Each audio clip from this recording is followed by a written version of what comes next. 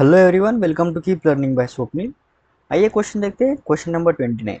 अब ये जो क्वेश्चन है वो 28 जो क्वेश्चन हमने सॉल्व किया है प्रीवियस क्वेश्चन, उसी पे उसका एक फर्दर आगे उसको खींचा गया क्वेश्चन है।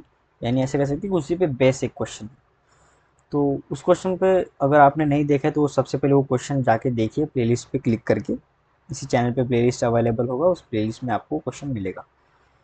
अब हो क्या रहा है इस क्वेश्चन में, in the previous problem suppose M2 and M3 का वैल्यूज हमें गिवन है। M2 गिवन है 2.0 kg, M3 गिवन है 3.0 kg।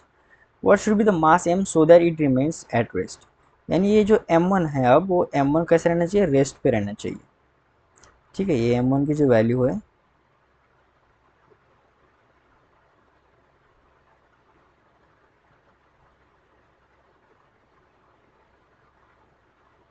ओके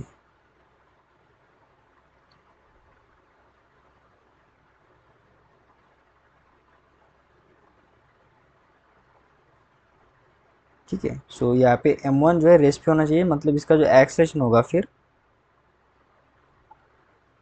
ठीक है, तो ये जो एक्सलेशन होगा A1 वो हो जाएगा 0। तभी तो रेस्ट पे होना। रेस्ट का मतलब क्या होता है, एक्सलेशन 0 होना। तो अब हम क्या करेंगे यहाँ पे, summation of power of internal force is to 0। अब इंटरनल फोर्स कौन सा है, टेंशन। अब 2T V1, क्योंकि V1 वेलोसिटी से जा रहा है, प्लस T इंटू M2 के लिए V2 minus T into V3 is to 0। ये माइनस साइन क्यों है, यहाँ पे प्लस साइन क्यों है, क्योंकि क्या होता है ये टी और फोर्स और वेलोसिटी का डॉट प्रोडक्ट होता है। यानी फोर्स इंटू वेलोसिटी यानी कॉस थीटा। अब ये V1 ऊपर है, टेंशन भी ऊपर है, तो कॉस 0 1 आएगा। यहाँ पर भी टी और V2, टी भी ऊपर V2 भी ऊपर, तो कॉस 0 यहाँ पे 0 आएगा। यहाँ पे क्या है, टी ऊपर है, A3 आई मीन V3 नीचे की तरफ है, दोनों में 180 डिग्री है, तो कॉस 180 डिग्री -1। अगर मैं इसको डिफ्रेंशिएट करता हूँ with respect to time, differentiate with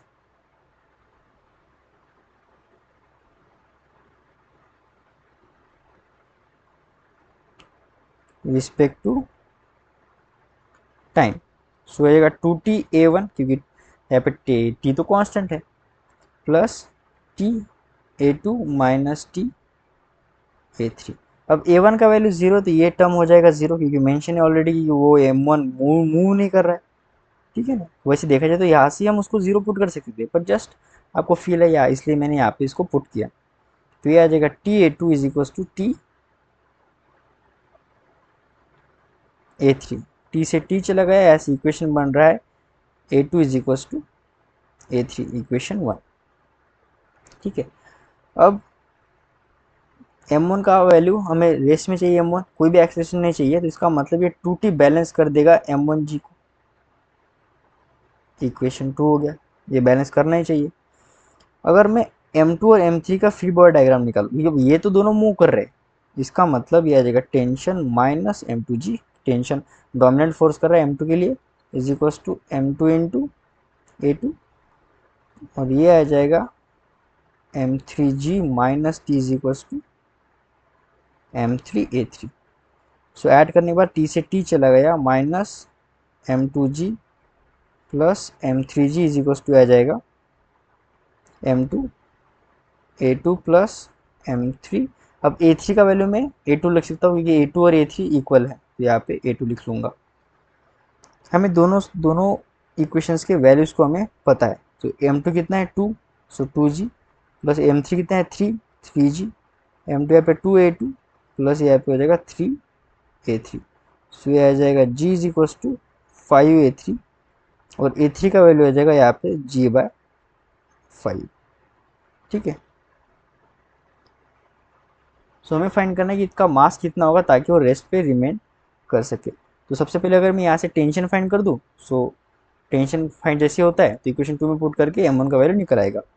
ठीक है। अब A3 मिल गया हमें, A3 को यूज़ करेंगे हम किसी एक इक्वेशन में पुट करके वैल्यूज फाइंड करने के लिए। So M3G minus T is equal to A3M3। इसमें हम क्या करेंगे, A3 का वैल्यूज पुट करेंगे, तो आ जाएगा minus M3A3 is equal to T। So M3G minus M3 A3 का वैल्यू आया हमारा G/5 is equal to T। M3 का वैल्यू पुट करते हैं 3 minus 3G/5 is equal to T।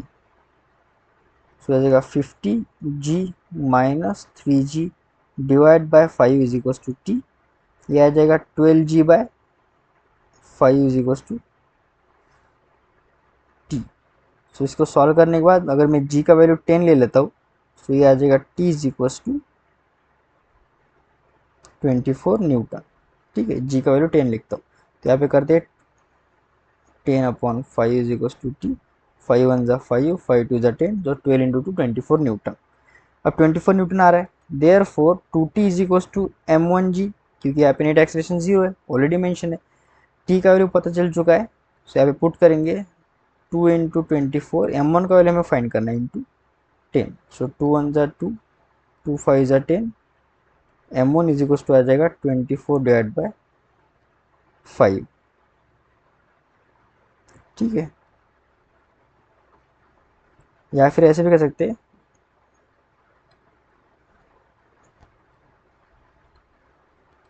M1 is equal to ये 24 इंटू 2 कितना होता है 48 डिवाइड बाय 10। तो यहाँ से M1 आ जाएगा